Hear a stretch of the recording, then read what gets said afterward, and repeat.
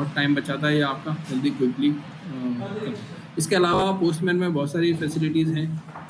API, just API से related, API के around ही है सब, बट सिर्फ एक हिट करके लेके आना और रेस्पॉन्स देखना ही नहीं है। इसके अलावा भी कई सारे बहुत काम आसान करता है ये। कलेक्शन बनाता है, आप किसी के साथ अपनी एपीआई शेयर कर सकते हो, अपना कलेक्शन शेयर कर सकते हो, रेगुलरली अपडेट कर सकते हो, पब्लिश करके दिखा सकते हो। इसके अंदर एनवायरनमेंट्स होते हैं मल्टीपल, है ना। आप हर कलेक्शन के अगेंस्ट में एक एनवायरनमेंट क्रिएट कर सकते हो। बहुत सारे आप जैसे मेरे में इसमें काफ़ी सारी एपीआईज मैंने कलेक्शंस इंपोर्ट कर रखे हैं, बनाए हैं, यूज़ करे हैं, राइट। तो ये है सारी की सारी एपीआई एक साथ भी टेस्ट हो जाती है इसमें। हाँ, तो एक वो पूरा फ्लो है जो एक बार आप एक बार रन करते हो, हाँ, तो पूरा से एक बार रन करते हो, उसमें आता हूँ। तो यहाँ तक एपीआई से रिलेटेड इसमें कोई डाउट? फिर पोस्टमैन स्टार्ट करें।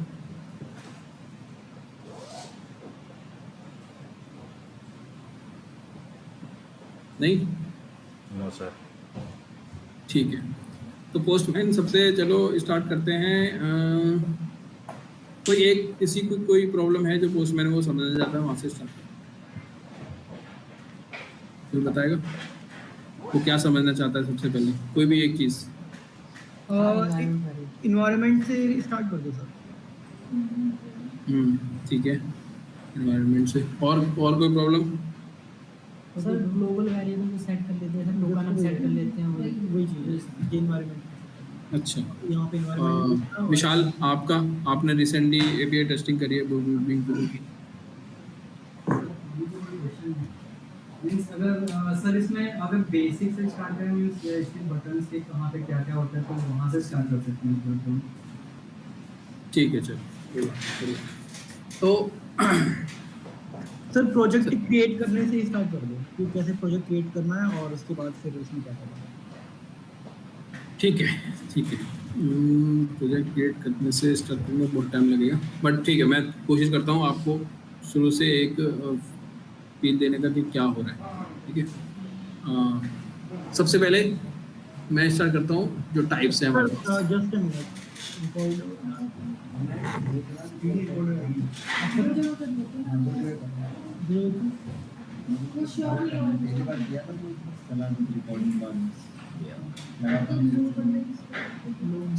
नहीं एक एक्सटेंशन आता है।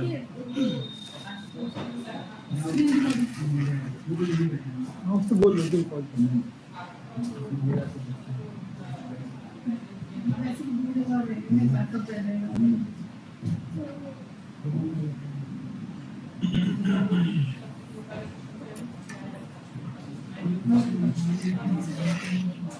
क्या हुआ?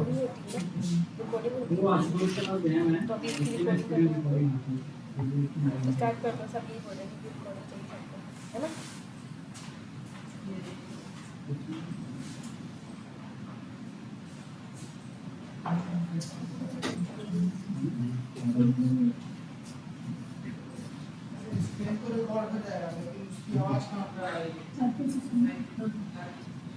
ठीक है सर, स्टार्ट। ठीक है, सबसे पहले हम देखते हैं पोस्टमैन में हमारे पास प्रोटोकॉल्स क्या क्या हैं। तो इनको बोलते हैं एचटीटीपी मेथड्स, है ना। गेट पोस्ट सबसे ज़्यादा यूज़ होने वाले हमारे मेथड्स हैं। इसके बाद आते हैं पुट, पैच, डिलीट, है ना। पुट और पैच में मतलब आप करने को आप कुछ भी कर सकते हो, गेट को भी अपडेट करने के लिए यूज़ कर सकते हो, बट एक कन्वेंशन होता है ना। कन्वेंशन के अकॉर्डिंग आप गेट में सिर्फ कुछ डेटा गेट लेके आना है, कुछ एक दो डिटेल्स पास करके यूआरएल में पास करके आप लेके आ सकते हो, है ना। पोस्ट में अगेन वही, आपको कुछ डेटा पोस्ट करना है, क्रिएट कर कोई ऑब्जेक्ट है आप क्रिएट करना चाहते हो, यूज़र क्रिएट करना है या कोई प्रोडक्ट क्रिएट करना है, या कोई भी एक एंटिटी जो आपके डेटाबेस में एग्जिस्ट करती है, जिसको हम मॉडल बोल रहे थे अभी थोड़ी देर पहले। तो कोई भी मॉडल है, अगर आपको उस बेसिक डिटेल्स उसकी जो एक एंटिटी है वो क्रिएट करनी है डेटाबेस के अंदर, आप पोस्ट यूज़ करते हो। पुट में अगेन जो पोस्ट है ऑलमोस्ट वही है, बस उसके अंदर आप उसको अपडेट करते हो। तो आप इसके अंदर पोस्ट में अगर आप 4 डिटेल क्रिएट करके आप एक रिकॉर्ड क्रिएट करते हो 4 डिटेल पास करके, तो आपको यहाँ पे पुट में आपको 5 डिटेल पास करनी पड़ेंगी। एक जो कि आपको आईडी मिलेगी, एक तो आईडी और फिर उसकी जो 4 डिटेल्स हैं उसकी अपडेटेड वैल्यूज़, अगर आपको कुछ चेंज करना है। पैच में क्या होता है कि आईडी आप देते हो और साथ में वो सिर्फ वही की देते हो जो आप अपडेट कर रहे हो, बाकी आप नहीं करते। तो 4 अगर आप दे रहे हो पैच में सिर्फ, तो मान लो आपको first name, last name, email ID, phone number add कर रहे हो, तो सबसे पहले तो पोस्ट में हो जाएगा। आपने किया गेट में, तो हम लोग जो जनरल जो करते हैं, एक मिनट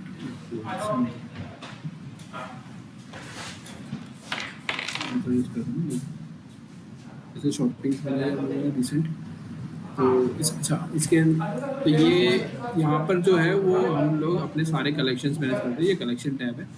कलेक्शन बेसिकली कह लो कि एक प्रोजेक्ट में है ना, उसको यहाँ पे इस सेंस में कलेक्शन बोल रहे हैं। ये जो जितने भी हैं जो आप लेफ्ट साइड में देख रहे हो, ये हमारे ऑन गोइंग या पास्ट में जो हम लोग जिन प्रोजेक्ट्स पे काम किया है, थर्ड पार्टी है या अपनी इंटरनल है, जैसे सैलून अपना है, और तो ये शॉपिंग्स है, ADBC हम लोगों ने देखते हैं API बनाई, इसके अंदर LCN हो गया, ECX सेल्सफोर्स जो हमारा इंटीग्रेशन हुआ। तो जो भी जैसे बिग पीपल का जो रिसेंटली अभी चल रहा है, मैंने अपडेट नहीं किया है अभी शान की तरफ से, तो ये तो जैसे तो अब इसके अंदर ये इस प्रोजेक्ट को कलेक्शन बोल रहे हैं। कलेक्शन आप क्रिएट कर सकते हो हमेशा। तो जैसे अब ये न्यू बटन आता है, तो ये बता, ये न्यू सबके लिए मतलब एक जेनरिक न्यू आइटम है, बट आप कुछ भी इससे कलर कर सकते हो। तो इन जनरल आप कलेक्शन क्रिएट करते हैं, कलेक्शन क्रिएट हुआ तो यहाँ पर मैंने नाम दिया नई न्यू प्रोजेक्ट कलेक्शन।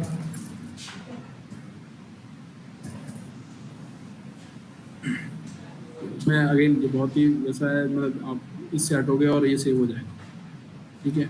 फिर आप इस कलेक्शन में ऑथराइजेशन टाइप सेलेक्ट कर सकते हो। इसमें कई सारे ऑथराइजेशन होते हैं, एक नो ऑथ तो है ही, एक API की होती है, या फिर एक स्टैटिक की डाल देते हो और आप उससे करते हो। एक बियर टोकन आता है, जैसे ये टोकन जो होता है वो JWT टोकन हो सकता है। बेसिक ऑथ भी यूज़ होता है, एक डाइजेस्ट होता है, फिर ऑथ 1.0 है, 2.0 है। तो ऑथेंटिकेशन टाइप्स में इनकी डिटेल्स पर प्रोजेक्ट हम जाएंगे तो अच्छा रहेगा। अभी मैं सारे आपको समझाऊंगा तो सेंस नहीं बनेगा, क्योंकि आपको उतना डिटेल में समझ नहीं आएगा। बट आप मान के चलो कि ऑथेंटिकेशन होता है, तो बेसिकली ये वही है यूज़र नेम पासवर्ड की तरह। तो जो आपका टोकन आप देते हो वो आपका पासवर्ड होता है। जैसे आपने यहाँ टोकन डाला, यहाँ पे आपने कुछ डाल दिया। ये टोकन कैसे मिलता है, कहाँ मिलता है, वो अगेन उसमें उस डिटेल में भी आगे जाएंगे।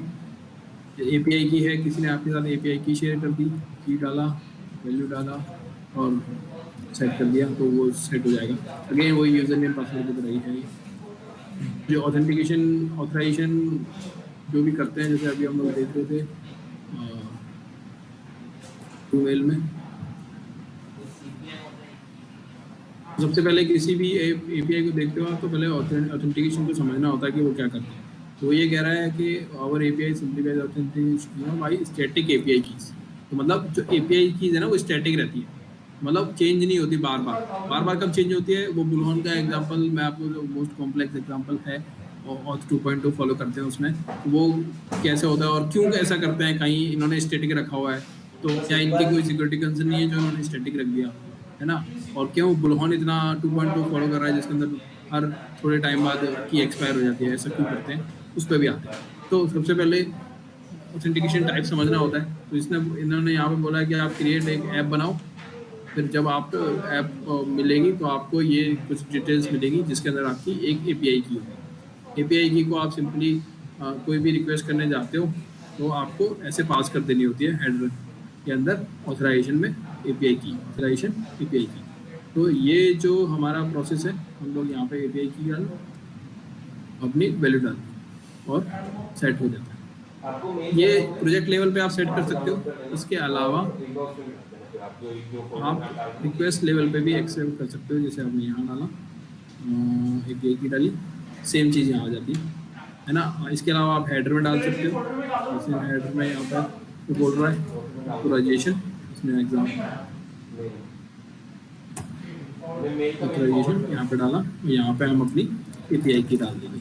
तो जो भी रिक्वेस्ट हम लोग सेंड करेंगे, सपोज चैट मेरी रिक्वेस्ट है truemail.com/get इनवॉइस, मतलब ये मैं अभी ऐसे ही डाल रहा हूँ, मैं कोई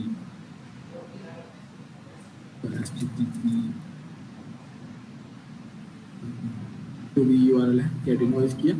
इसमें API में इन जनरल होता है API/V1 V2 लीगेसी मेंटेन करने के लिए कि कल को आप API में चेंज करो तो नई यूज़र तो V2 यूज़ कर ही लेंगे, पुराने यूज़र्स के लिए V1 अपने एक अलग सर्वर उस पर चलता रहेगा, है ना। तो इस ये मेंटेन करके चलते हैं, या फिर गेट इनवॉइस, या फिर यहाँ पे क्या कहते हैं इनवॉइस/ID डाल दे तो 1। ये बोलेगी कि इनवॉइस मुझे डिटेल चाहिए लेकिन 1 का चाहिए, तो ये ID बच गया। तो अब अभी इसकी यहाँ पे आप कोड देखते हो, तो आप कोड देखते हो, देखो ऑथराइजेशन में मेरा सेट हो गया क्योंकि मैंने यहाँ दिया होता। अगर मैं इसको यहाँ नहीं भी देता तो क्लिक कर देता ऑथेंटिकेशन में API की डाली, तो ये देखो ऐड हो गया वैल्यू। तो चाहो तो आप की नहीं भी दो, सिर्फ API की डालोगे ये भी हो जाएगा। तो इसमें ऑथराइजेशन इसने यहाँ पर वही डाल दिया। कहाँ ऐड करना है? हेडर के अंदर क्वेरी पैरामीटर पे डालना, क्वेरी पैरामीटर इसने यहाँ डालना। तो आप इससे कोड भी देख सकते हो। इसमें कोड जो है आप मल्टीपल लैंग्वेजेस में देख सकते हो, इसने बहुत आसान कर दिया है। डार्ट में देखना है, जो डार्ट में इम्प्लीमेंट कर रहे हैं फ्रंट एंड पे फ्लटर में या इसमें, तो आप यहाँ देख सकते हो। बेसिक कर्ली URL में देखना चाहो तो ऐसे देख सकते हो। मैं इसको थोड़ा सा हेडर में कर देता हूँ, तो आप ये ऑथराइजेशन हेडर में आ गया, राइट। फिर इसके अलग अलग भी है, बेसिक HTTP में भी देख सकते हो, ऐसे हिट होती है। तो ये HTTP वही है जो आप ब्राउज़र में इंस्पेक्ट करके देखते हो।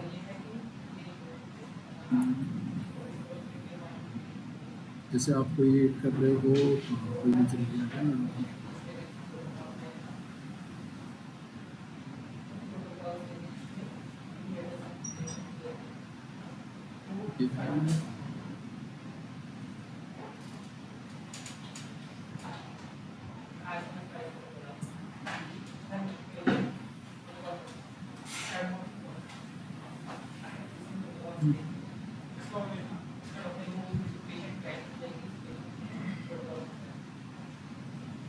जो आप नेटवर्क में जो आप क्लिक करते हो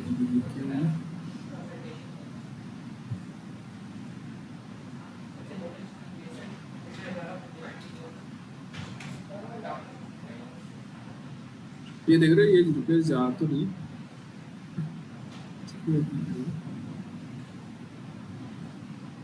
तो ये गेट ऑपरेटर वाली API हिट हुई ना। आप एक्सेल चार्ज देख रहा हूँ मैं देखता हूँ, तो ये देख रहे हो। तो इसमें अच्छा ये मैं थोड़ा सा और बता रहा हूँ, आप ब्राउज़र में भी अपनी APIs को चेक कर सकते हो।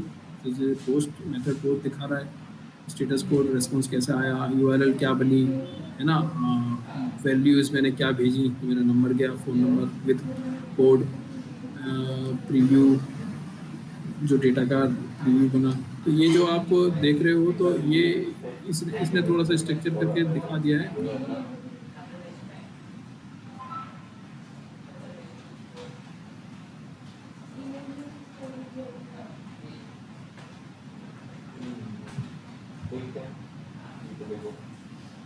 ये कंटेंट टाइप कैसे जा रहा है, एप्लीकेशन XX फॉर्म इस बेसिस पे जा रहा है, पोस्ट ये है, ओरिजिन ये है, रेफरर ये है, इस पेज से जा रहा है। ये सारी इन्फॉर्मेशन इसमें होती है। तो वो सिमिलर काइंड ऑफ इन्फॉर्मेशन आप यहाँ देख सकते हो। इसने गेट इन्फॉर्मेशन, इसमें सिर्फ रिक्वेस्ट के बारे में बताया। तो होस्ट इसने बताया कि होस्ट कहाँ, किस होस्ट पे जा रही है रिक्वेस्ट। फिर गेट में किस रिसोर्स को टारगेट करने की कोशिश कर रही है, ये HTTP 1.1 में, और हेडर के अंदर हमारी ऑथराइजेशन ये जा रही है। और इसके अलावा आप नोड में देख सकते हो, Node.js में Axiom में है, नेटिव में है, बिल्कुल Node.js रिक्वेस्ट है, PHP कर्ल है जो अभी हम देख ही लेते हैं, पाइथन में है, शेल में है। तो आप जो जिसमें टेक्नोलॉजी में आप काम कर रहे हो, आप इससे उसका सैम्पल कोड भी देख सकते हो ताकि आपको इम्प्लीमेंट करने में आता है। फिर आप उसको बेसिक डिटेल उठा लो और उसके बाद ये जो डिटेल्स होती हैं उनको डायनेमिक कर दो तो आपकी रिक्वेस्ट रेडी हो जाती है। तो ये थोड़ा सा और हेल्पफुल होता है। ठीक है, ये हो गया गेट में, तो मैंने ये गेट करा। ठीक है, फिर हेडर आपने देखी, हेडर में आप और भी कई चीज़ें पास कर सकते हो, जैसे तो कंटेंट टाइप वगैरह मैंने होता है, तो कंटेंट टाइप डाल सकते हैं। कंटेंट टाइप की तरफ से जेसन डाल दिया, जेसन एप्लीकेशन। एक कभी कभी क्या होता है, थोड़ा एक्सेप्ट में आता है, आपको एक्सेप्ट क्या करना है, आप एक्सेप्ट में भी डाल सकते हो। बंडिंग टाइप तो पहले से ही रहता है पोस्टमैन में। हाँ, पोस्टमैन में बाय डिफॉल्ट भी रहते हैं, है ना, बट स्पेसिफिक आप स्पेसिफाई भी कर सकते हो अपने मैं उसको ओवरराइड कर देगा। ओवरराइड कर देगा। ठीक है, बॉडी में अगेन तो फॉर्म डेटा होता है, एक एक्स फॉर्म जो हम लोग देख रहे थे अभी, इसमें तरीके में आता है। फिर रॉ में होता है, रॉ में आप डिफाइन कर सकते हो किसमें, जेसन टैग सिंपल कुछ भी है। जेसन में हम लोग जेसन बॉडी सिंपल डालते हैं, की वैल्यू पे।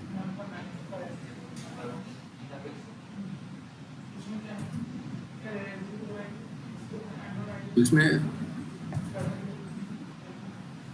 ये इसको ऐसे डबल कोट्स में लेता है।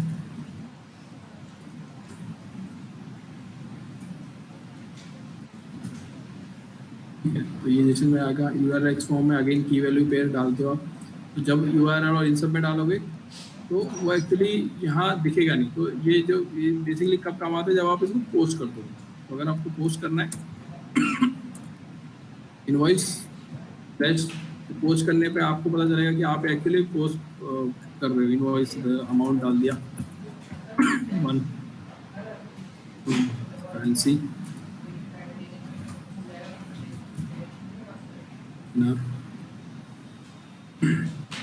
इनवॉइस डेट,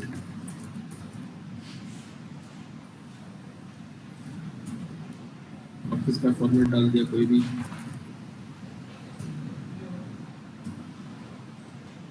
और भी कई सारी चीज़ें। तो अगेन जब आप इस रिक्वेस्ट को देखोगे तो आपको यहाँ दिख रहा है कि इसमें नहीं दिख रहा, अगर आप इस चेक पे देख रहे हो तो कैसे डाला है इसमें। Action content type automatically application access को सेट होगा, राइट। तो इस तरीके से आप इसमें अपने कलेक्शन, मतलब अब जैसे ये डाल है, अब आपको इसको चेंज करना है। अब हमने इसका कलेक्शन नाम था,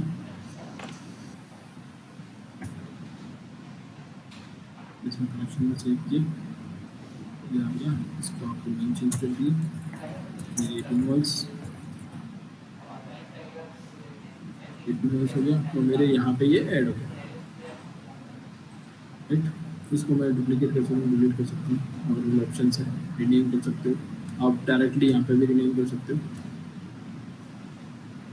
ये पोस्ट में हो गया।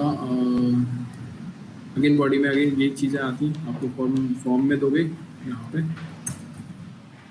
तो आपका स्ट्रक्चर कैसा दिखेगा। ये आपको एरे, यहाँ पे ये एरे की तरह बनता है। तो थोड़ा बस बेसिक, बहुत ही बेसिक डिफरेंसेस होते हैं। इस हिसाब से आप इसको जो भी API डिमांड कर रही है, जो भी आप डॉक्यूमेंटेशन किसी का पढ़ते हो, उससे आपको पता चलेगा। जैसे आप इसके में जाते हैं सिंगल वेरिफिकेशन, देखो ये गेट है, इसने बताया होगा ये कौन सी रिक्वेस्ट में आपको ये भेजना है, मतलब हर चीज़ URL में ही जाएगी। अगर मैं इसको यहाँ से उठाता हूँ, ये है, मैं इसमें एक नई रिक्वेस्ट बना लेता हूँ। ये ऐड रिक्वेस्ट बनी, यहाँ पे डाला। तो इसमें बोल देते हैं वेरीफाई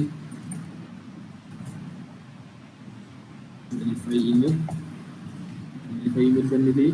अब ये देखो, ये इसमें पैरम्स में ऐड हुआ है, इसमें बॉडी में नहीं गया है, ये पैरम्स में ऐड हुआ है गेट में। तो आप यहाँ पे जो डालोगे वो ऑटोमेटिकली आपके URL में अपेंड होता जाएगा।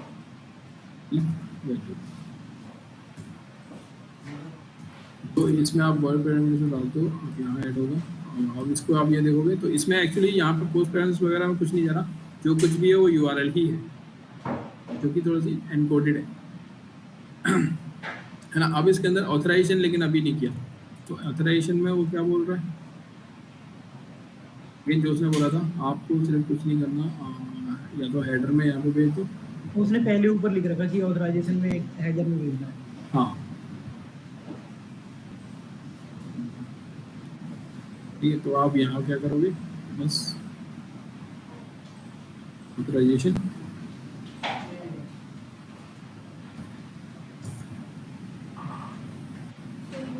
तो आपकी एपीआई की होगी, एपीआई की है इसकी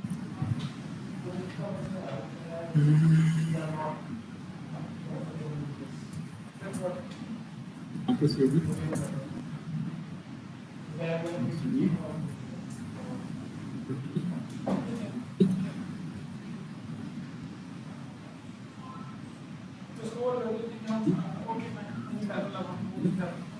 यहाँ ऐड हो गया। तो अब मैं जब रिक्वेस्ट करूँगा गेट की तो ये मुझे डिटेल मतलब इसको जो भी ईमेल आईडी मैंने डाली है इसको वेरीफाई करेगा।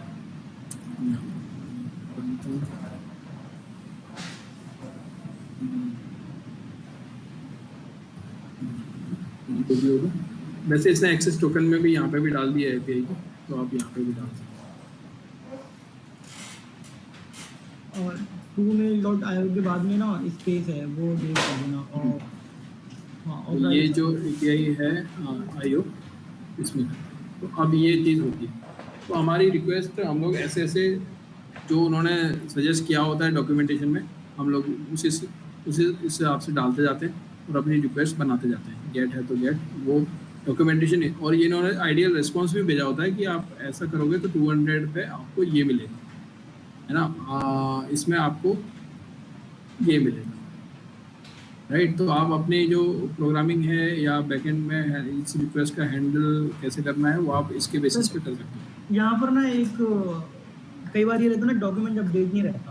टाइम से होता है कि चीज़ जो होती है ना जो हम एक्सपेक्ट करते हैं जो इन्होंने दिखाया होता है, वो नहीं मिलती। राइट, तो इसीलिए बस इसीलिए डॉक्यूमेंट तो आपने पढ़ भी लिया, आपने कर भी लिया, उसके बाद फाइनली तो आपको ये हिट करके देखना ही है कि क्या मिल रहा है, और जो मिलता है आप उसको हिसाब से ही लर्न कर अपना जो कोड है उसमें हैंडल करते हो उसको।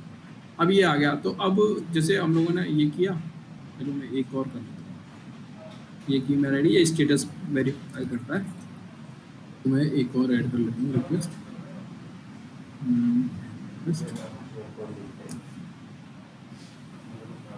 ये भी गेट ही है, चेक कर लिया गेट है, गेट सिंगल वेरीफाई स्टेटस, मैंने इसका नाम भी वहीं से ले लिया, यहाँ डाल दिया।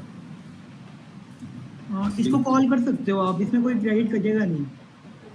इस वाले को, स्टेटस वाले को, हाँ ये जो स्टेटस वेरीफाई स्टेटस वाली है ना, इसमें ईमेल आईडी आप डेटाबेस से उठा लो या वाली से किसी की भी इसको चेक कर लो, इसमें कोई क्रेडिट नहीं करेगा। ठीक है ठीक है। ये तो यहाँ आ गया, तो इन्होंने क्या किया यहाँ पे स्पेस रखा है, इसमें से उठा लेते हैं। ईमेल आईडी हम लोग उठा लेते हैं, चलिए विक्रम बोल रहे थे, ये वाली ईमेल आईडी उठा लेते हैं। जो हमारी की है वो ये रही,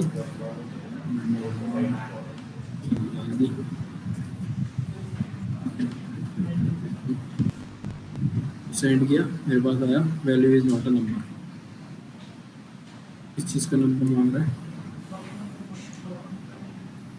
चलो ठीक है, जो भी आया उसने रेस्पॉन्ड कर दिया। तो ये देखोगे कोड आपको 400 मिल रहा है, आप इस कोड को एंटर कर सकते हो। ये टाइम भी बता देगा कि कितना टाइम लगा, है ना। साइज़ कितना सब जो हमारा पैकेट साइज़ है उसका कितना है, रिक्वेस्ट साइज़ बॉडी में इतना चीज़ें गया।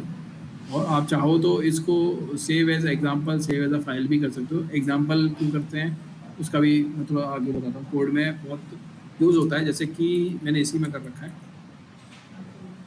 मतलब उस ये जो सैम्पल कर रहा है वो उसके लिए है, जब आप अपना पूरा रन करोगे।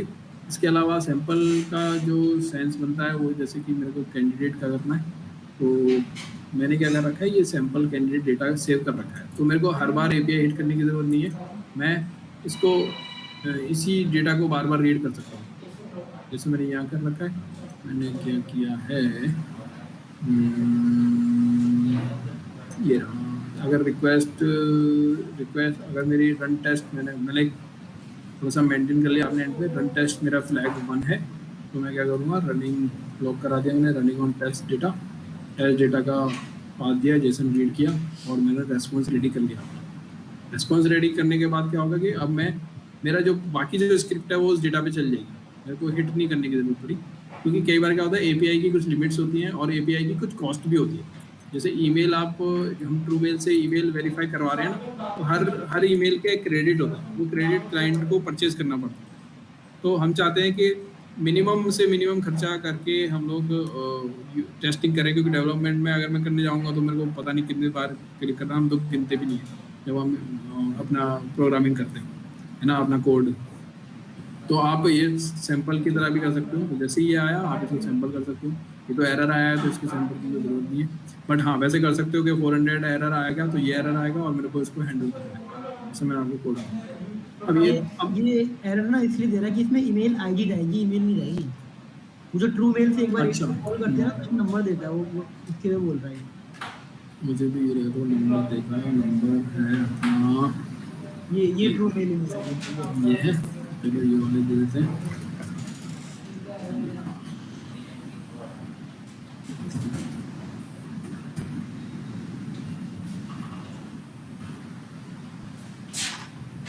ये आया सक्सेस अननोन और इसमें बता दिया कि रिजल्ट क्या है। तो आप ये 200 ओके आ गया।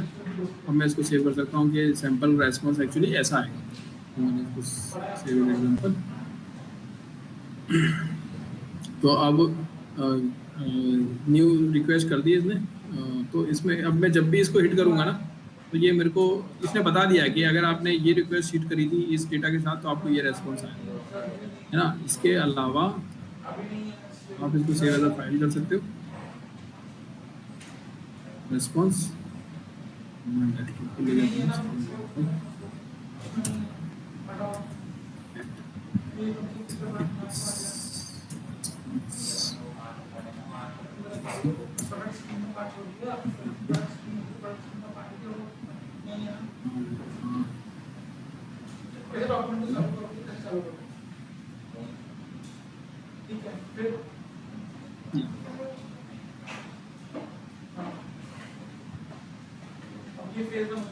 तो ये इसने सैंपल रेस्पॉन्स कर दिया। तो ये वही है जो मैंने यहाँ पर करा।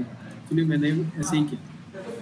ये वाला जो रेस्पॉन्स है मैंने इसको वर्जन 1 में सेव करके रख लिया, क्योंकि इसमें जो है मैं कीज़ को थोड़ा मॉडिफाई, कौन कौन सी की मंगानी है, कौन कौन सी मंगानी, ये हम करते हैं तभी इस पर आएंगे। तो आप ये इसमें अगर ये चीज़ भी है आप ये फॉलो कर सकते हो। देन अब इसमें एक चीज़ है, जो आप इन्वायरमेंट वगैरह की बात कर रहे हो, तो हुआ क्या है, देखो इसमें टोकन जो है वो कॉमन है सब में, है ना। जो बेस यूआरएल है वो कॉमन है सब में।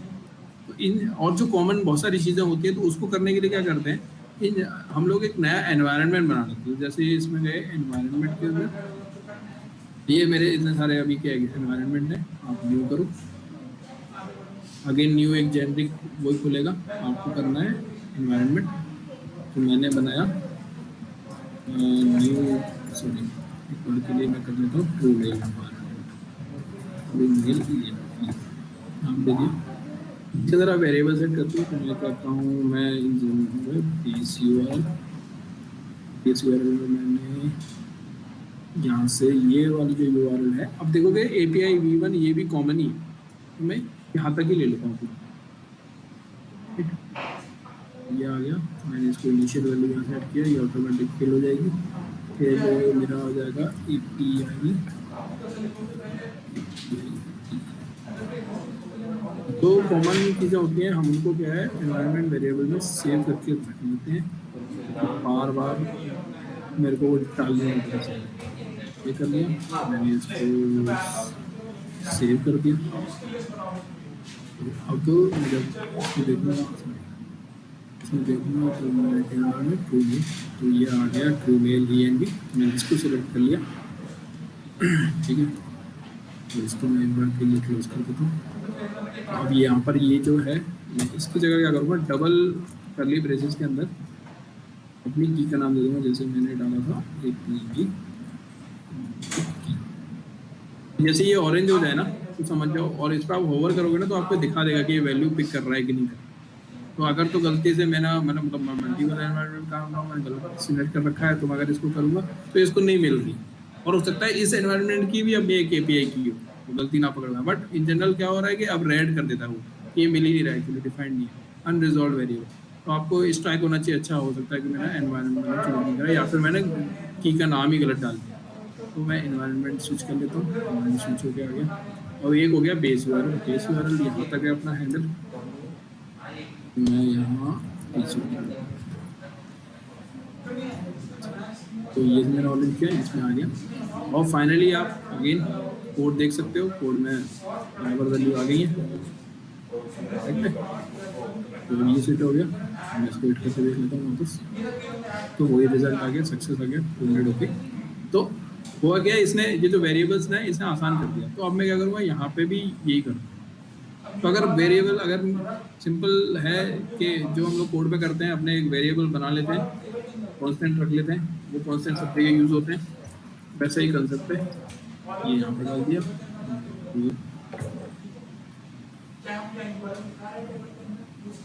एपीआई की, तो इससे होगा कि कल को मेरी एपीआई की चेंज होती है ना, तो मेरे को सिर्फ एनवायरनमेंट में जाके चेंज करनी है, मेरे को एपीआई में जाके चेंज करनी है।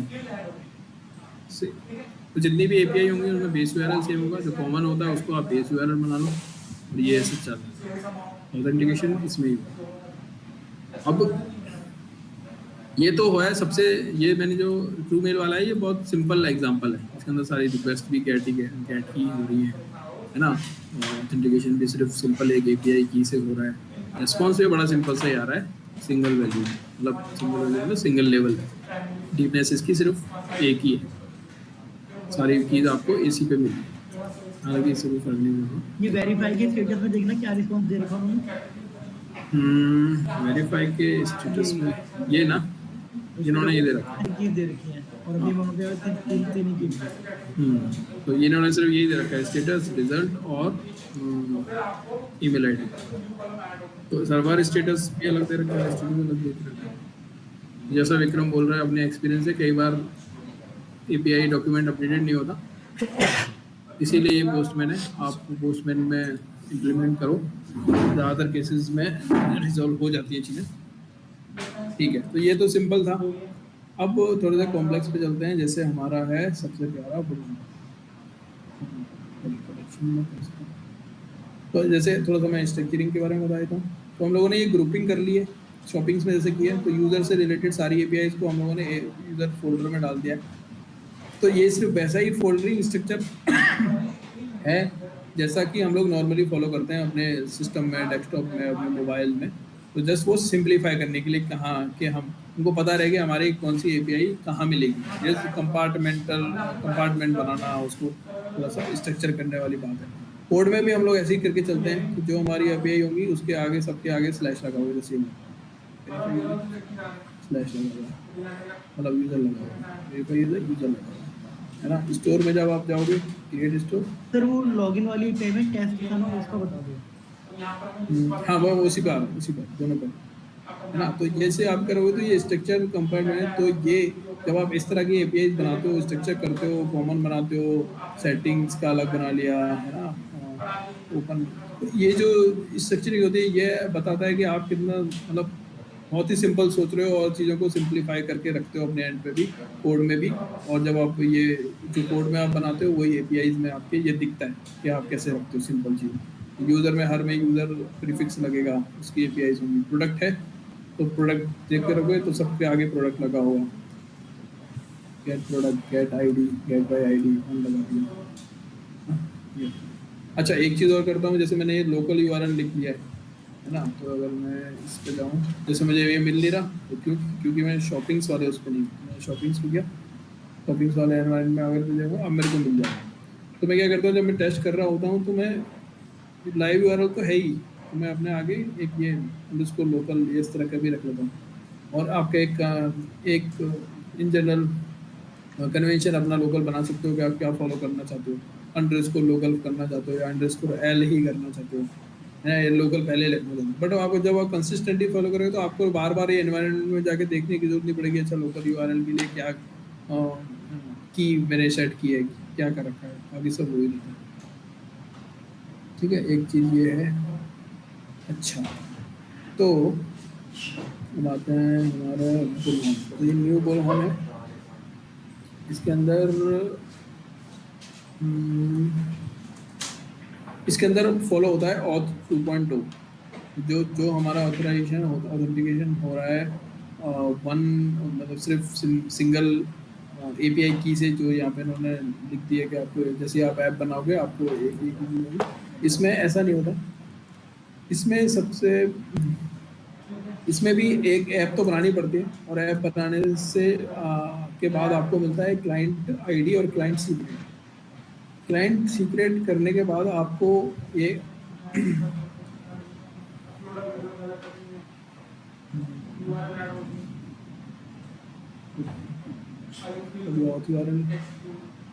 तो क्लाइंट सीक्रेट करने के बाद आपको इसको वापस एक ऑथराइजेशन के लिए भेजना पड़ता है, जिसके अंदर आप ये वाली डिटेल्स डाल दो, ये गेट ही है।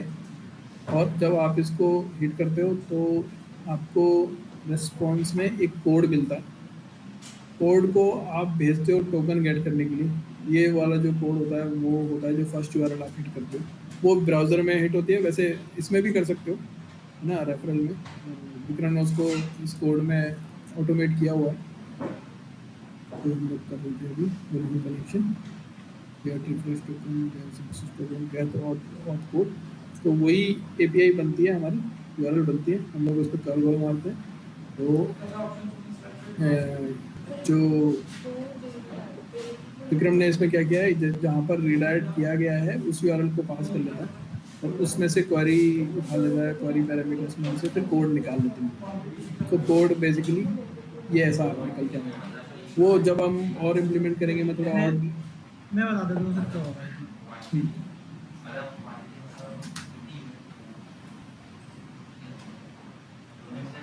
हेलो, ऊपर वाला ही आ रहा है सर, वो गेट ऑफ हो गया। हाँ, तो ये जो गेट और से कोड मिल रहा है, फिर इससे हम लोग टोकन लेते हैं। इस टोकन में भी हाँ, हमें क्या करना पड़ता था कि ब्राउजर में वो काम वन टाइम वैसे तो होता है, पर अभी इस बार क्या होता था, वो प्रॉब्लम आती थी हमारा ऑथ कोड जो है ना एक्सपायर हो जाता था, तो उस केस में कोड के थ्रू कर नहीं सकते थे। तो अभी जो कर्ल वाला कोड देखा है ना, वो क्या करता था, पूरे के पूरे यूआरएल को ही पास करता था। आपको जो भी रिस्पॉन्स आ रहा है, वेब व्यू वाला रिस्पॉन्स आ रहा था, तो उसको यहाँ पे पास किया गया। तो मैं ये रिडायरेक्ट यूआरएल जो है ना, उससे उसके अंदर जो कोड आ रहा है वो निकाला। कोड माने कि ये जो कोड वैल्यू आ रही है ना, ये वाली, इसकी बात कर रहा हूँ। हाँ, मतलब आपको कोई रिस्पॉन्स कॉल बैक यूआरएल होता है ना, जैसे कुछ इस तरीके से। हाँ, तो ये कॉल बैक रीडायरेक्ट यूआरएल ही होता है एक तरह से, ये रीडायरेक्ट कर देता है आपको। हाँ, मतलब जो इसमें हम लोग रीडायरेक्ट यूआरएल देते हैं ना, ये वाली, तो अगर आप रीडायरेक्ट यूआरएल अपनी देते हो तो उस पर कर देगा। अदरवाइज वो अपनी बुलहॉन वाली जो बुलहॉन की जो एपीआई है ना, उसमें देता है। उसके अंदर आपको यूआरएल में कोड मिलता है, ये वाला ये जो कोड होता है, इस टोकन, फिर इस कोड को आप टोकन लेने के लिए भेजते हो। अगेन वही यूआरएल आपको पास करना होता है जो आपने पहली वाली यूआरएल में दिया। तो पहले हम लोगों ने एम्प्टी भेजा था, तो हमको यहाँ पे भी एम्प्टी भेजना है, अदरवाइज वो इनकरेक्ट मार्क कर लेगा। तो ये क्लाइंट आईडी, क्लाइंट सीक्रेट भेजते हैं और टोकन भेजते हैं। जैसे मैं इसको हिट करता हूँ तो मेरे को मिलेगा एक्सेस टोकन और रिफ्रेश टोकन। तो वो वही है जो यहाँ है रिफ्रेश टोकन के अंदर। तो रिफ्रेश टोकन यही मिलता है उनको, आपके उसके रेस्पॉन्स में इसी ये मिला हुआ है। ये तो एक तरह से मैं कह दूँ,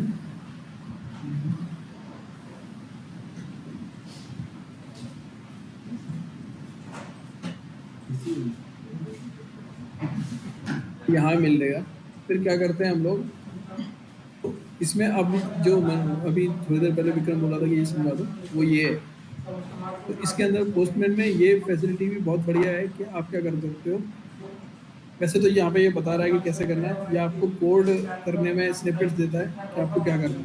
जैसे अगर मैं यहाँ लिख दूँ तो गेट एनवायरनमेंट वेरिएबल, तो मैं ये सेट कर सकता हूँ अगर मेरे को गेट करना है।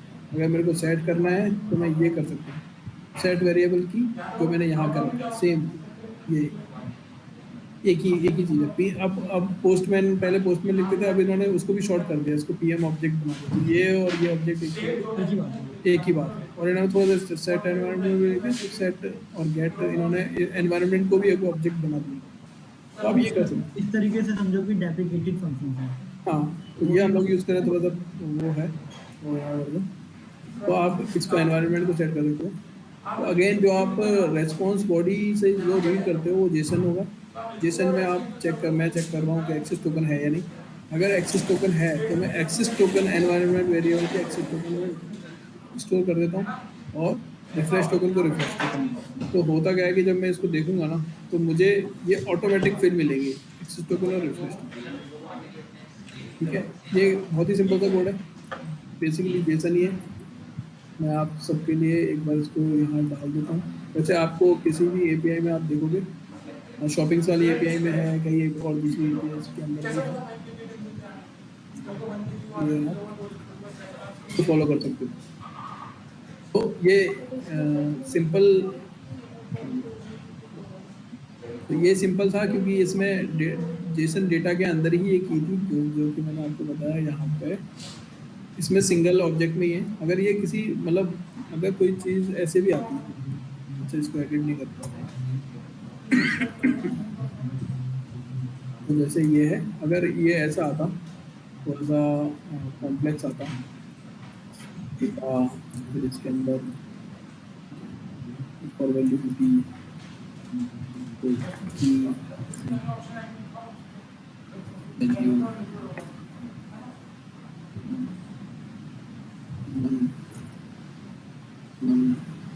हाँ, तो अगर मुझे चाहिए कि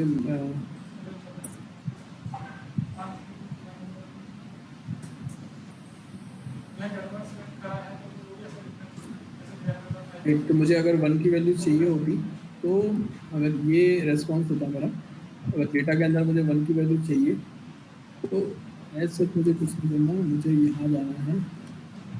तो जैसे अगर मैंने पोस्टमैन किया, पोस्टमैन डॉट सेट जैसे टाइप करने लगे तो आपको बताता भी रहता है ये 1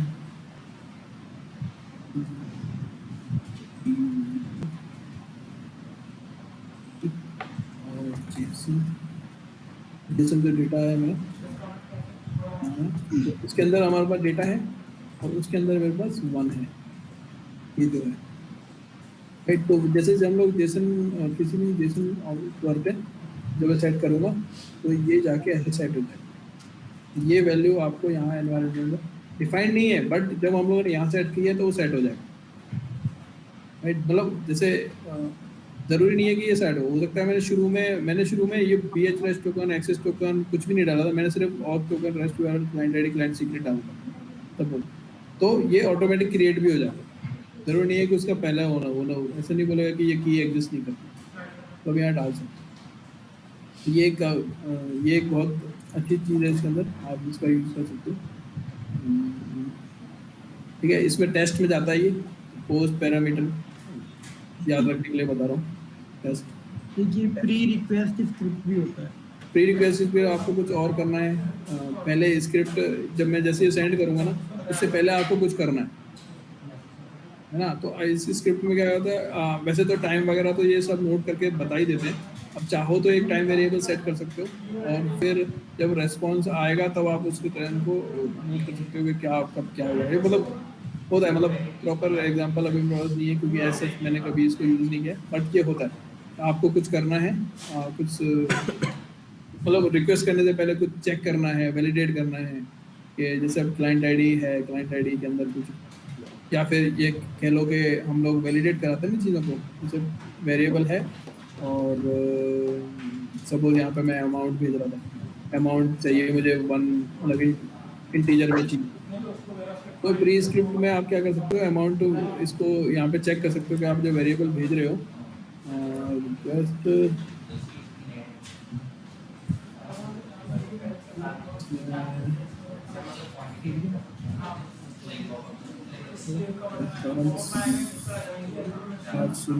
हाँ, जैसे ये % और पार्स फ्लोट वाला है। एक रिक्वेस्ट एक प्री रिक्वेस्ट है, मतलब वो करने मैंने भी कभी यूज नहीं किया है ऐसे, बस ये है कि मतलब जैसे ये है ना प्री % और पास फ्लोट है, अगर आपको आपकी जो वैल्यूज़ है ना उनको चेक करना है, वैलिडेट करना है या उनको भेजने से पहले किसी पर्टिकुलर फॉर्मेट में कन्वर्ट करना है तो आप इसमें प्री रिक्वेस्ट में कर सकते हैं।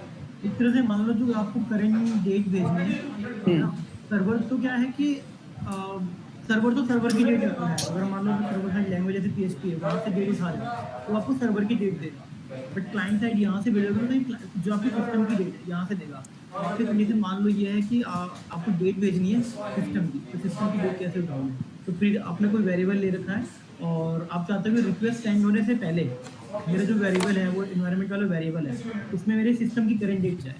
तो कुछ इस तरह की कंडीशन होती है प्री रिक्वेस्ट, मतलब एक तरह से आपकी रिक्वेस्ट को उसने भेजने से पहले मॉडिफाई करना है।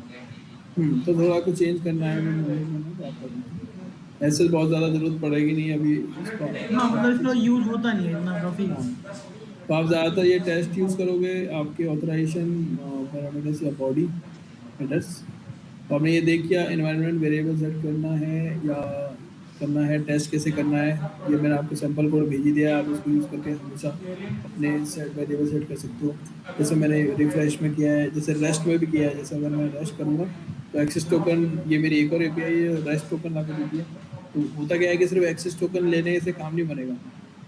रिक्वेस्ट सेट करने के लिए आपको BH रेस्ट टोकन भेजना पड़ता है। ये वॉलेटाइल नेचर का होता है, मतलब इसकी जो एक्सपायरी है वो 5 मिनट की होती है, 5 मिनट ही चलता है। तो आपको उसको मतलब कन्वेंशंस को फॉलो कर रहा है ना।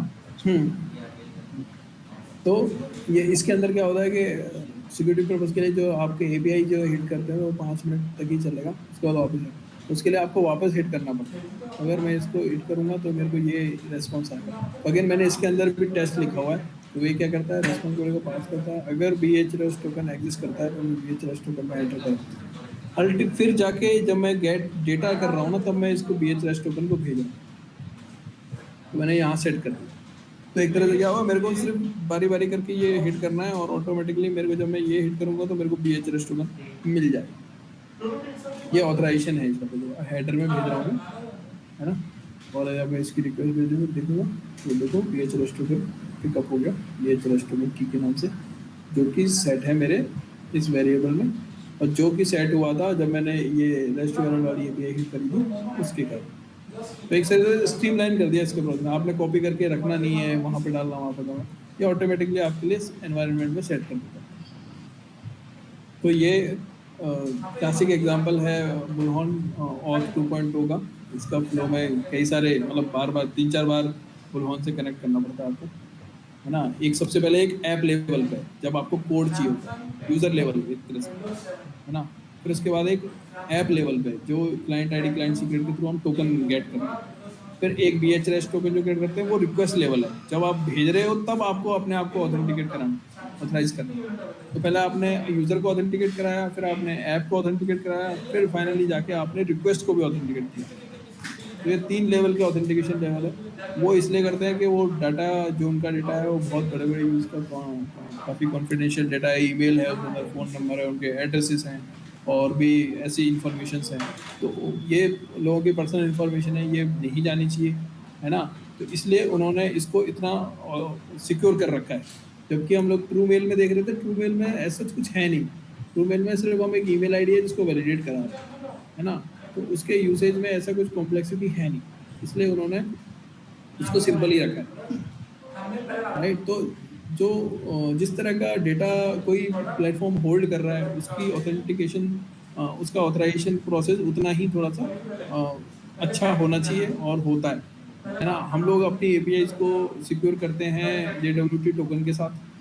जैसे अभी दीपांशु उस पर कुछ काम कर रहा है, हम लोगों ने भी अपने बैकएंड API में प्रशांत ने जो API बनाई है, विक्रम ने जो API बनाई है, पराग ने जो बनाई थी, है ना, वो उन शॉपिंग्स में या विंग में, ठीक है, अनाज ऐप में, तो इन सबको ऑथराइजेशन JWT के थ्रू ऑथराइज किया है। यूज़र लॉगिन करता है, जैसे हम लोग अभी इसमें देख रहे थे शॉपिंग्स।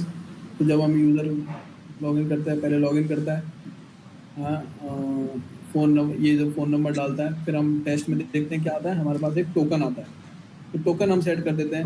फिर वेरीफाई OTP करते हैं, इससे भी हमको टोकन मिलता है ना। फिर ये जो टोकन है वो सब्सिक्वेंट रिक्वेस्ट में काम आता है। जब आप इसको देखोगे स्टोर में, क्रिएट स्टोर कर रहे हो, तो जब आप इसके एडर्स को देखते हैं तो हम लोग इसको टोकन भेजते हैं, राइट। तो हम यहाँ पे टोकन है, लेकिन ये यूज़र बेस्ड है। तो बेसिकली क्या हो रहा है कि यूज़र जब लॉगिन कर रहा है तब उसका एक सेशन क्रिएट हो रहा है, उस सेशन के बिहाफ में एक टोकन क्रिएट हो रहा है। टोकन एक्चुअली सेशन मैनेजमेंट के लिए यूज़ हो रहा है। जैसे ही यूज़र लॉग आउट कर देगा ये टोकन एक्सपायर हो जाएगा, या फिर एक टाइम लिमिट एक्सीड करने के बाद ये टोकन एक्सपायर हो जाएगा। तो जब यूज़र जब वापस हिट करने की कोशिश करेगा तो उस टाइम लिमिट के बाद या लॉग आउट करने के बाद तो उसको वापस अपने आप को ऑथेंटिकेट करना पड़ेगा। तो ये वैसे ही है जैसे आप नॉर्मल ब्राउज़र में फेसबुक के थ्रू लॉगिन करते हो, आपका सेशन मेंटेन करके रखता है और आपकी सारी रिक्वेस्ट को उस सेशन आईडी के बिहाफ में प्रोसेस करता है, वो बार बार जाके चेक नहीं करता। आप उसके कितने भी पेजेस खोलोगे आपको हमेशा आप लॉगिन मिलोगे। जब आप लॉग आउट कर दोगे तो वापस आपको यूजर नेम पासवर्ड डाल के ये टोकन क्रिएट करना है। तो ये वही प्रोसेस है, राइट। तो हम लोग ऐसे करके ऑथेंटिकेशन करके जाना है। तो ये बियरर एक्चुअली ये बियरर जो मैं आपको अभी बता रहा था ऑथराइजेशन टाइप्स में 3-4 हैं। एपीआई की वाला हम लोगों ने देखा, ट्रू मेल वाला, फिर एक बियरर टोकन वाला जो हम लोग डेजर में करते हैं। एक बेसिक ऑथ भी होता है। बेसिक ऑथ में यूजर नेम पासवर्ड ही डालते हैं एक्चुअली बहुत सिंपल होता है। जैसे फेसबुक में तो आप यूजर नेम पासवर्ड डालोगे, आप उसी से अपने आप को हर रिक्वेस्ट में तो ये क्या होगा, हर रिक्वेस्ट में आपको यूजर नेम पासवर्ड भेजना है बेसिकली। तो टोकन वाले में क्या है, पहले हम लॉगिन कर लेंगे यूजर नेम पासवर्ड भेज के, फिर वो हमें टोकन दे देगा, फिर हम सारी रिक्वेस्ट उस टोकन से यूज करेंगे। और बेसिक ऑथ में क्या होता है, आपको हर रिक्वेस्ट में ही यूजर नेम पासवर्ड भेजना। समझे डिफरेंस?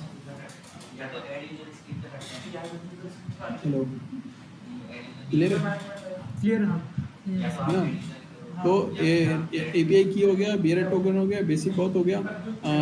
डाइजेस्ट ऑथ ऐसा जब यूज में इतना होता नहीं है, बट ये भी यूजर नेम पासवर्ड की तरह ही होता है ना।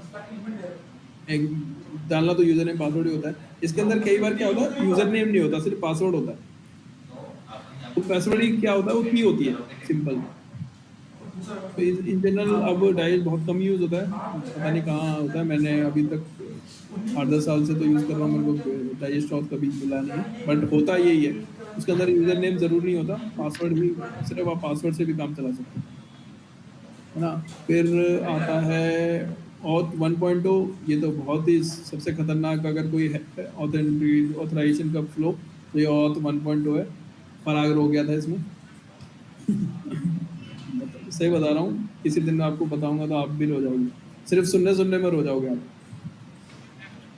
इम्प्लीमेंटेशन तो बहुत दूर की बात है, मतलब बहुत ही मुश्किल इम्प्लीमेंटेशन है। इजी पे में लगाया था उसमें। हाँ, इजी वाला लगाया। जैसे तैसे कराया था, मैं कोर में किया था, इसकी लाइब्रेरी भी नहीं मिली थी कोई। मतलब कई नोड में पाइथन में लाइब्रेरी है, वो भी नहीं काम करती है एक्चुअली, कई बार नहीं काम करती। मुकेश एक बार कर रहा था इसमें 1.0 में पाइथन की लाइब्रेरी, उसने बहुत ट्राई किया, वो काम नहीं करा था। फिर हमको कोर में ही जाना पड़ा। तो हम लोगों ने कोर में इसके डाइजेस्ट क्रिएट करना, सिग्नेचर क्रिएट करना, और उसके अंदर भी काफ़ी कॉम्प्लिकेशंस हैं। वो बहुत वॉलेटाइल है एक्चुअली। अभी आप कर रहे हो ना तो अभी चलेगा वो, अब 5 मिनट बाद भी करोगे तो वो बिगड़ जाएगा। मतलब बहुत ही ज़्यादा फ्रेजाइल है वो इसका प्रोसेस। फिर ओ 2.0 हम लोगों ने अभी देखा। पहले आपको कोड मिलता है, फिर टोकन मिलता है, फिर कोड मिलता है, फिर एक्सेस टोकन मिलता है, फिर बीएच रेस्ट टोकन मिलता है। ये 3 चीज़ें मिलती हैं। ये लाइब्रेरीज मिल जाती है, आसानी से हो जाता है। और 1 पे अब इतना मेरे ख्याल से सपोर्ट भी नहीं है। और 1 और 1.1 अब एक्चुअली बहुत ही कम है, लोग इम्प्लीमेंट नहीं करते हैं उसको। इसलिए उसका ज़्यादा मतलब कोई आंसर्स भी नहीं कहता कि इंटरेस्ट हो गया। हाँ, लेकिन अभी कई सारे सिस्टम हैं, पुराने सिस्टम्स हैं जिन्होंने 1.2 इम्प्लीमेंट कर रखा है, और ऑथ 2.0 के लिए कई बार तो उनके सिस्टम काम नहीं कर रहे होते, मतलब रिस्पॉन्ड ही नहीं कर रहे होते, उनके एक्सेस टोकन ही नहीं आते। आ जाते हैं तो वो एक्सपायरी बताता रहता है नॉर्मल है कॉम्प्लिकेशन कुछ, पर ठीक है। तो ये है। इसके अलावा अब जो एनवायरनमेंट किया ना हम लोगों ने, इसके अलावा इसमें कलेक्शन भी होते हैं। तो ये जो कलेक्शन है, इसमें कलेक्शन एनवायरनमेंट भी होता है हमारे पास। कलेक्शन एनवायरनमेंट, वो कलेक्शन पे क्लिक करोगे वो वहीं पे आ जाएगा। कलेक्शन वेरिएबल, हाँ ये। तो अब कलेक्शन वेरिएबल भी होते हैं, आप यहाँ पे भी मेंटेन कर सकते हो अपने वेरिएबल। जैसे मैंने ये कलेक्शन वेरिएबल रख रखा है, टोकन भी मैं डाल सकता हूँ। इन्वायरमेंट की तरह तो अब जो हम लोगों ने टेस्ट यहाँ पे किए थे ना, यहाँ पे आप सेट कर सकते हो जैसे ग्लोबल वेरिएबल। अब इसके अंदर आप देखोगे ना, लिस्ट में बहुत सारे तरह के वेरिएबल्स हैं। एनवायरनमेंट वेरिएबल, ग्लोबल वेरिएबल है, सिर्फ वेरिएबल है, कलेक्शन वेरिएबल है, एंड वापस एनवायरनमेंट सेट, मतलब गेट है फिर सेट है। तो 3 तरह के वेरिएबल हो रहे हैं, ग्लोबल वेरिएबल हो रहे हैं। अगर आपको ग्लोबली कुछ सेट करना है तो, है ना, बहुत कम आप यूज़ में आएगा, बट कभी आएगा तो आप ग्लोबली कोई वेरिएबल सेट कर सकते हो, है ना। फिर इन जनरल एक वेरिएबल होता है जो दो रिक्वेस्ट के बीच में आपको यूज़ कर सकते हो, या फिर उसको सेव करने के लिए यूज़ कर सकते हो। कोई डेटा आ रहा है, आपको उसको राइट कराते जाना है, मतलब बेसिकली जो भी आप बेस कर रहे हो तो आपको चेक करना है कि कितने रिकॉर्ड्स हैं, तो आपको सिर्फ उनकी आईडी करानी है। तो आप गेट वेरिएबल करो, जितनी बार भी आपकी रिक्वेस्ट हिट होगी वो इसमें एक वेरिएबल बनाता जाएगा, और उसको सेट करते हैं हम लोग, उसकी वैल्यू को अपडेट कराते हैं। तो इस तरह के वेरिएबल्स आप कर सकते हो। एनवायरनमेंट वेरिएबल हमने देख लिए। कलेक्शन वेरिएबल हम लोग देखते हैं। कलेक्शन वेरिएबल में अगेन वैसे ही करते हैं, हालांकि हम लोग तो सिंपली यहाँ पे कर लेते हैं, है ना। बट आप सेट कर सकते हो, रिक्वेस्ट के बाद भी सेट कर सकते हो। जैसे आपने कोई रिक्वेस्ट हिट करी और इसके टेस्ट में जाए, इसमें टेस्ट में गए आपने, और यहाँ पे कलेक्शन वेरिएबल में जाके सेट करें, ये भी कर सकते हैं, ठीक है। अब कलेक्शन वेरिएबल में भी सेम आप एनवायरनमेंट जैसे मैंने सेट कर रखा है, और यही चीज़ मैंने, अगर मैं जाऊँ शॉपिंग इसके में, मैंने इसके एनवायरनमेंट में भी सेट कर रखा है, जो कि टोकन है, जैसे बेस यूआरएल है। अगर सपोज मैं उसका नाम सेम रख देता हूँ सिंपल। तो अगर आप इसमें थोड़ा सा फर्क इतना है कि एनवायरनमेंट वेरिएबल आपके कलेक्शन के साथ जाते नहीं है, अगर आप किसी के साथ शेयर करोगे, है ना। अगर आप शेयर करते हो तो जैसे मैंने यहाँ पे बेस यूआरएल सेट कर दिया, तो ये कलेक्शन के साथ भी जाएगा। तो मतलब बेस यूआरएल तो आप भेज ही सकते हो, टोकन वगैरह भले ही वो आपके जो टेस्ट लिखे होंगे उससे आप क्रिएट कर दोगे यूज़र लॉगिन करने के बाद, और आप बेस यूआरएल सेट कर सकते हो। तो जब भी आप किसी के साथ शेयर करते हो अपना कलेक्शन, जैसे हम लोग शिवम की टीम के साथ काम कर रहे हैं एनवायरनमेंट के साथ, तो जब हम जैसे अभी प्रशांत ने मेरे एनवायरनमेंट बनाया, मतलब सॉरी कलेक्शन बनाया APIs का, तो आप एक कलेक्शन वेरिएबल सेट करके दे सकते हो, ये अभी हमारा URL है, आप इसको यूज़ कर सकते हो। और सेम URL को आप अपनी रिक्वेस्ट में यूज़ कर सकते हो। जैसे ये अभी URL है, क्योंकि ये मेरा लोकल वाला एनवायरनमेंट वेरिएबल सेट है। ये आ गया।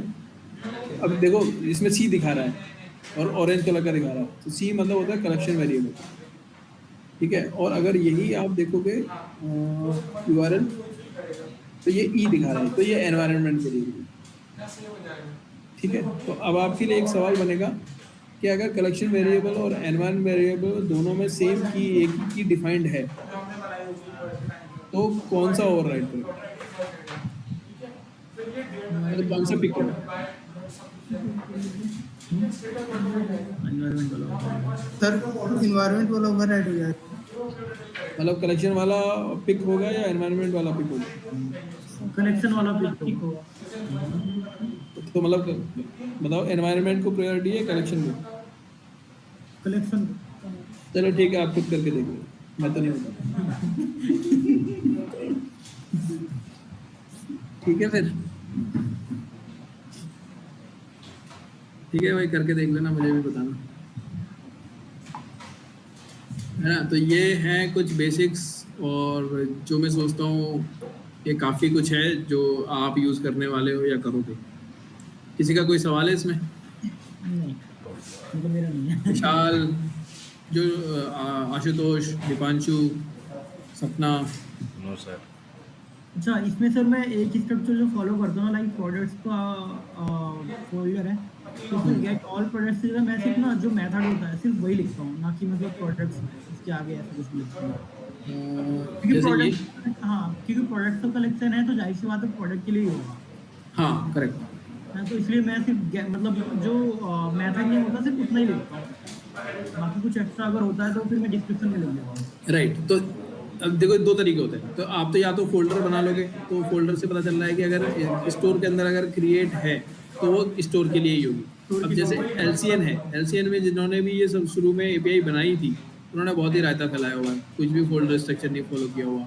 इनके नाम भी अजीब अजीब से हैं, सलून साइन इन, ये तो थोड़ा फिर भी समझ में आता है ना। ऑल सर्विस लिस्ट, अब ये किसकी सर्विस लिस्ट है? क्लाइंट सलून की है, तो इसमें जाके देखना पड़ रहा है मुझे, है ना। और यहाँ पे ऑल सर्विस है, तो यहाँ पे अजीब से ही नाम है, कोई कैमल केस भी नहीं फॉलो, कहीं कुछ कर रखा है, कुछ कर रखा है ना। तो ये बात ये होती है कि जो आप बना रहे हो उसको आप कितना सिंपल रख रहे हो, एंड यूजर के लिए यूज कर रहे हो, जो ज़्यादा से ज़्यादा सेपरेट करने की हाँ। कोशिश करो तो वो ज़्यादा आसानी से होगी। ज़्यादा आसानी से समझ में आती है और यूज़ करने में आसान होता है, राइट। अब मुझे प्रोडक्ट करना है तो मुझे जैसे तो पता चल गया कि प्रोडक्ट्स में होगा तो मेरे जो भी एपीआई होगी उसके अंदर स्लैश प्रोडक्ट लगने वाला है, सिंपल। तो सपना को जब बिग पीपल की एपीआई बनाने को दिया था तो मैंने उसको यही समझाया था कि आप स्ट्रक्चरिंग जो है वो उसको फोल्डर वाइज एकदम ट्री स्ट्रक्चर में बनाओ, पहले रूट, फिर उसके दो या 3 या 4 या 6 ब्रांचेज, फिर उसमें भी अगर आपको ब्रांचिंग की जरूरत पड़े तो आप वो कर सकते हो। तो ये फॉलो करना होता है। तो ये पोस्टमैन से रिलेटेड नहीं है, ये जस्ट एक आपका वो कॉमन एक वो एटीट्यूड है कि आप किस तरह से स्ट्रक्चर करते हो अपनी चीज़ कोड में। किसी को देना है आपको तो कैसे करोगे, तो जब आप किसी को डॉक्यूमेंट करोगे तो उसमें आप कुछ चीज़ों का ध्यान रखोगे, प्रॉपर स्ट्रक्चर्स हो, प्रॉपर स्टेप्स फॉलो करोगे। स्टेप 1 में जो स्टोरी इंडेक्सिंग हो वो सब सही हो। वैसे ही अगर आप किसी को एपीआई कलेक्शन बना के देते हो तो आप उसको सिंप्लीफाई करते हो, है ना। और दूसरा ये कि होता है जैसे अभी ये है, इसको भी आप एक काम कर सकते हो, जैसे लॉगिन वगैरह वगैरह है, इसको भी आप अल्फ़ाबेटिकली सॉर्ट करके दे सकते हो। तो भी एरिया पहले आ गया, कुछ रखना है तो रखो, है ना, बहुत बड़ा मैटर नहीं है। बट अगर आपने ये फोल्डर बना लिया तो बहुत अच्छा है। जैसे यूज़र में है, जैसे वेरिफिकेशन से रिलेटेड है। अब इसके अंदर यूज़र तो है ही, एक है जनरल यूज़र और एक है सेल्स पर्सन। तो एसएल जो है ना वो सेल्स है, तो इसके अंदर भी 2 फोल्डर हो सकते हैं। एक हो गया एंड यूज़र, मतलब कस्टमर हो गया कह लो, और एक हो गया सेल्स पर्सन। तो सेल्स पर्सन के लिए 2 फोल्डर बन सकते हैं ना। स्टोर में बन सकते हैं, तो स्टोर में इन जनरल स्टोर की 4 एपीआई हो गई, अपडेट डिलीट हुए, है ना। नियर बाई स्टोर्स की गेट ये हो गया, तो आप वो तो सर्च से रिलेटेड हो गया, है ना। फिर आ गया इसमें और भी था ना वो सेल्स पर्सन, जैसे सेल्स पर्सन वाला है, सेल्स पर्सन के लिए है तो sales person slash get all resources for sales person. इस तरह से और स्ट्रक्चरिंग यहाँ पर भी ज़रूरत लगती है, आप कर सकते हो। आई थिंक एडीवीसी में ऐसा ही होगा जैसा मैं बता रहा हूँ। एडीबीसी उसमें तो 3 ही थी, उसमें तो ज़्यादा थी नहीं ना, कहीं था।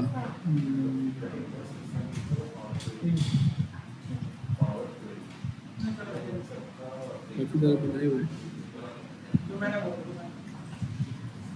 दोनों MTN नहीं, बस लिंक सिटी, जैसे लिंक सिटी फेसबुक का इन्होंने अलग बनाया है, तो कार्स का अलग है, राइड्स का अलग है ना। इन्होंने पैच पोस्ट गेट के एग्जांपल दिए हुए हैं, राइड्स यही है। बाकी जो लर्निंग होती है आप दूसरों के कलेक्शन, जब थर्ड पार्टी के बड़े बड़े पार्टियों मतलब थर्ड पार्टीज के देखोगे ना, तो आपको और भी अच्छा लगेगा कि अच्छा उन्होंने ऐसा स्ट्रक्चर किया है। जैसे बुलहन का हुआ, जैसे जीरो का कर रखा है। तो जीरो में क्या है कि होता क्या है कि हम तो अपने काम की चीज़ें निकाल के ला के एपीआई चला के देख लेते हैं, जैसे हम लोगों ने ये कर रखा है। तो कोई टूल्स होते हैं जो अपनी पूरी की पूरी एपीआई डॉक्यूमेंट पूरा का पूरा पोस्टमैन कलेक्शन ही आपको दे देते हैं, शेयर कर सकते हैं आपके साथ। तो ऐसा कोई मिलेगा तो आप उसको भी यूज़ कर सकते हो, उससे भी देख सकते हो उन्होंने कैसे स्ट्रक्चर किया। एपीआई रेफरेंस गाइड्स तो बहुत हो गया। और बताओ कोई डाउट, कोई और किसी की पर्टिकुलर क्वेरी जो आंसर करनी चाहिए तो कवर नहीं हुई अभी। एक क्वेरी थी। हाँ बताओ, थोड़ा सा पास आके बोलो, थोड़ा काफ़ी दूर से।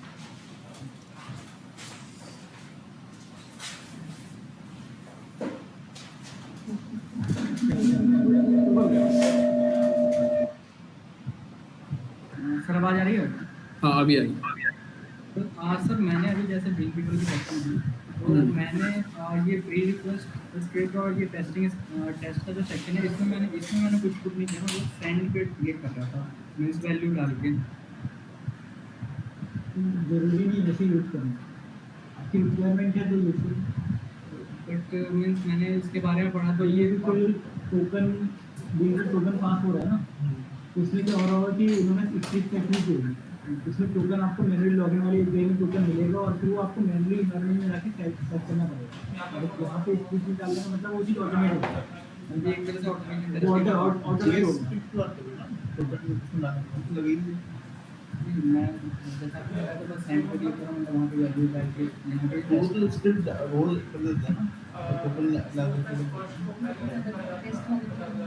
टेस्ट वगैरह कर मैंने देखी तो मतलब आप जो बोल रहे हो वो ऐसा बोल रहे हो, जैसे वेरीफाई ओटीपी किया तो होता क्या, जैसे आप मोबाइल ऐप यूज कर रहे हो तो मोबाइल ऐप में एक्चुअली आपने जब लॉगिन किया तो टोकन आपने कहीं डाला, यूजर तो कहीं कॉपी करके डालता नहीं है ना, तो वो क्या होता है कि कोड खुद ही सेट कर लेता है अपनी सब्सिक्वेंट रिक्वेस्ट जो भी होंगी आप उसके अंदर यूज करते हो। तो पोस्टमैन भी कुछ कुछ ऐसा ही दे रहा है, तो आप क्या कर सकते हो, बट ये डेवलपर के लिए तो जहाँ पे आपको कोड लिखना पड़ेगा कि आप चाहो तो अपना जो जो चीज़ जो आपको आगे यूज होने वाली है वो आप अपने ऐसे वेरिएबल में सेट कर दो टोकन जिसमें भी मिल रही है, और फिर आप जो अपनी इसकी दूसरी रिक्वेस्ट है मेरे को स्टोर गेट करना है, पोस्ट गेट करना है, उस टोकन के हिसाब से वो पिक कर ले। हुआ क्लियर के कुछ रह गया? इसमें टोकन की जरूरत है, इसमें मैंने यूज किया है।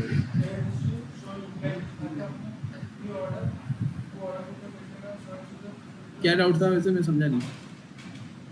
डाउट ये था मींस जो टेस्ट वाला सेक्शन है ना उसमें मैंने मींस टेस्टिंग करते टाइम मैंने वो बिल्कुल नहीं किया था। मतलब ये टेस्ट का मतलब ये नहीं है कि टेस्ट जो टेस्ट कर रहा है वो डालेगा, ये तो डेवलपर ही डालता है। हाँ मतलब जो एपीआई क्रिएट कर रहा है ना वो ही डालता है, वही डाल के दे। हाँ वही डाल के देगा। मतलब मैंने क्या किया है वो डेवलपर को पता ना क्या किया है तो वो अपने आप टेस्ट कर देगा। हाँ मतलब टेस्ट करते समय आपको नहीं डालना है, ये वो जो कर रहा है वही करता है। मतलब ये टेस्ट का मतलब है यूनिट टेस्ट, तो जो डेवलपर इसको डेवलप कर रहा है वो सेट करके देगा आपको पूरा एनवायरनमेंट, राइट? ठीक है सर। और किसी का कोई डाउट? एंड सर एक और है, टेस्टिंग करते टाइम मैंने जैसे इसमें वेरिएबल्स और इसमें हम टेस्ट में यहाँ पे हम लोग स्क्रिप्ट लिखते हैं, तो हम यहाँ मीन्स इसके एपीआई के कलेक्शन में जाके हम वहाँ पे लोकल वेरिएबल क्रिएट करते हैं और इन्वायरमेंट में जाके ग्लोबल वेरिएबल क्रिएट करते हैं। एनवायरनमेंट में जाके ग्लोबल वेरिएबल, हाँ एनवायरनमेंट में ग्लोबल ही होता है। तो मैंने दोनों चीजें ग्लोबली भी कर सकते हो और वैसे भी कर सकते हो, चाहे वेरिएबल में क्लिक करो चाहे एनवायरनमेंट। तो ये जो देखो वेरिएबल है ना, इसमें एनवायरनमेंट तो सेट हुआ है बट इसने ग्लोबल वेरिएबल को सेट कर रखे हैं आपने। तो आप यहाँ चाहो तो इसमें अगर आप इसको एडिट करोगे ना तो यहाँ आपने ये किया भाई ग्लोबल वेर, ठीक है, और मैंने यहाँ इसकी ASDF वैल्यू सेट कर दी, ठीक है। अब जब मैं इसको देखूंगा सॉरी सेव कर दिया, अब देखूंगा तो मेरे को यहाँ आ गया, ठीक है। अब इसको देखते हैं, मैंने बीम पीपल वाला सेट किया, अब मैं इसको देखता हूँ अभी भी ये दिख रहा है। तो ये एक्चुअली एनवायरनमेंट से रिलेटेड नहीं है, ये बस ये शो कर रहा है कि एनवायरनमेंट के ये वाले वेरिएबल है, ग्लोबल के कुछ वेरिएबल यूज हो रहे हैं वो ये वाले। तो हुआ ये एनवायरनमेंट में सेट नहीं हुआ है, ये हुआ ग्लोबल में ही। और ये हर एनवायरनमेंट के साथ दिखेगा। ये सिलेक्ट किया तो इसमें भी दिख रहा है, है ना?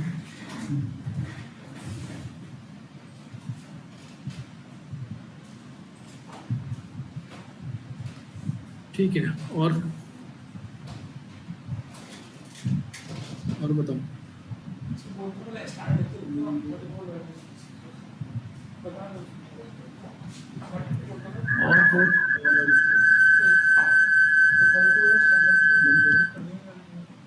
और पोस्टमैन में न्यूज़ आई थी कि ये लोग जो भी मतलब इंडियन स्टार्टअप्स हैं उसमें ना बहुत पैसे कमाए हैं, मतलब ये टॉप 10 में आ गए शायद पोस्टमैन वाले।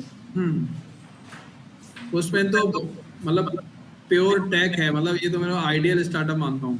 हाँ कुछ ये मतलब कुछ भी सेल नहीं करनी, आपके खुद ही यूज होते हैं। हाँ सेल्स, आपको सेल्समैन नहीं बिठाने, आपको बिजनेस के हेडिंग ही नहीं, कोई ऑनबोर्डिंग नहीं, कोई कुछ भी नहीं, कोई मतलब ये प्योर टेक है, मतलब इससे ज्यादा कोई टेक हो नहीं सकता।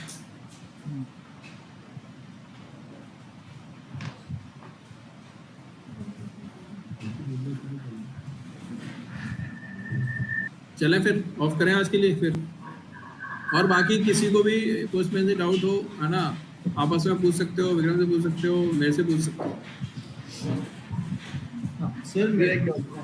हाँ बताओ। सर जैसे अगर मैं जैसे एरे के अंदर फाइल डाल के भेज रहा हूँ 0 1 2 इंडेक्स बना के, हम्म। तो सर अगर मैं नंबर्स भेजूँ, सिर्फ कीज भेजूँ, तो मैं उसको एक ही वेरिएबल में सेट करके आगे कॉमा करके भेज सकता हूँ मतलब आप कह रहे हो कि अगर आप बॉडी में भेज रहे हो, एरे बना दिया एक, जैसे रिक्वेस्ट पूछ रहे हो कि क्या मैं ऐसी हाँ रिक्वेस्ट क्या मैं अभी ये मेरा वेरिएबल है, वो पूरी की पूरी रिक्वेस्ट बना दो जो रिक्वेस्ट देना चाहते हो। ये पूछना चाह रहा हूँ ना कि ऐसी रिक्वेस्ट भी जा सकती है नहीं जा सकती। मतलब मैं पूछूं कि ऐसे एज अ वेरिएबल में अगर मैं ये सेट करता हूँ और आगे जो वैल्यू है जैसे की होगी, वैल्यू में मैं ये सेट कर सकता हूँ 1 2 3 करके भेज सकता हूँ। हाँ वो मैं भेज नहीं पा रहा था। तो मैं जैसे ये है ना आप- पोस्टमैन के थ्रू, हाँ अच्छा पोस्टमैन के थ्रू की में आप ऐसे डालोगे एज आपको एक वेरिएबल का नाम है ये और इधर 1 2 3 डालोगे तो ये ऑलरेडी ये इसी वो कि आपने मैंने कैसे भेजा था मैं जान रहा था, वो फर्स्ट एलिमेंट ही उठा रहा था वो वन की। एक मिनट देखो, ये आप ऐसे भेज रहे हो क्या?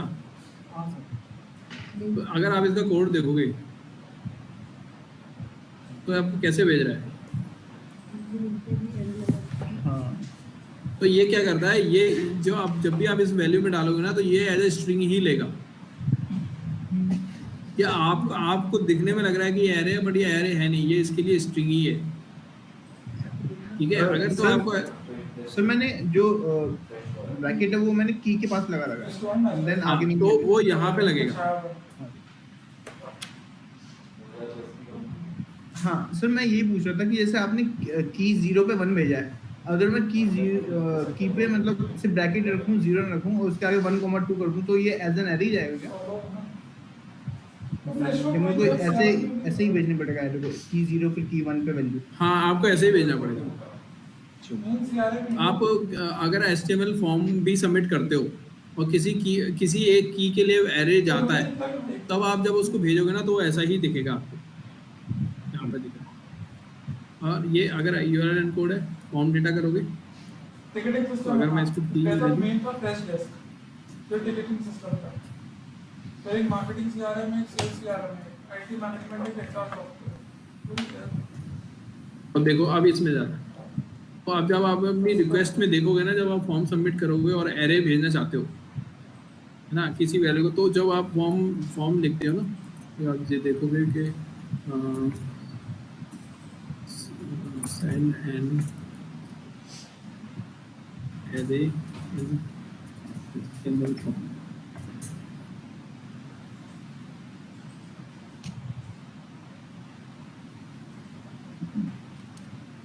तो ये देख रहे हो आप इसके नेम में, तो आप ऐसे भेजते हो इस एरे को। तो ये बेसिकली ये कन्वर्ट होता है इस तरह से, जो आप यहाँ पे देख सकते हो, ये आप देख रहे हो। तो जब आप इसको लेके वहाँ दिखाओगे, अगर आप इसको यूँ कर दो या एरे फॉर्मेट दे दो तो ऐसा कुछ नहीं लगा, वो इसके लिए स्ट्रिंग ही है एक्चुअली। जब आप वैल्यू में कुछ भी डाल रहे हो वो एक्चुअली सिंगल वैल्यू होनी चाहिए। तो आप यहाँ पे की वैल्यू जितने भी वो डालना चाहते हो डालते रहो। तो अब आपको ये जो वैल्यू मिलेगी 0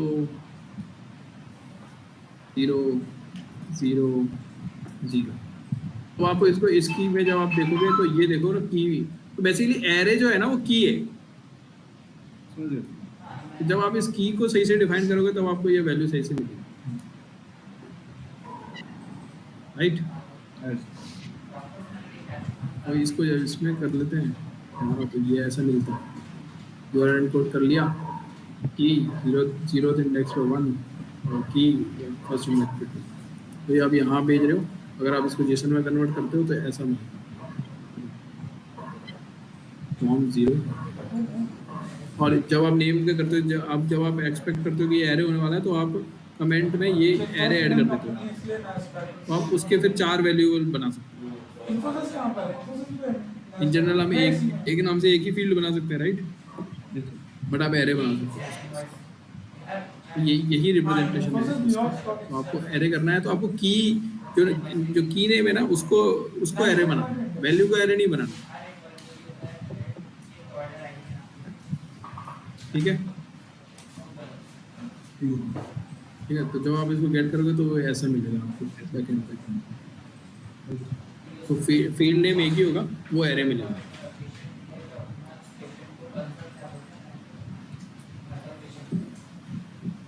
और NYSE first है, NASDAQ second है। चला फिर छुट्टी। NYSE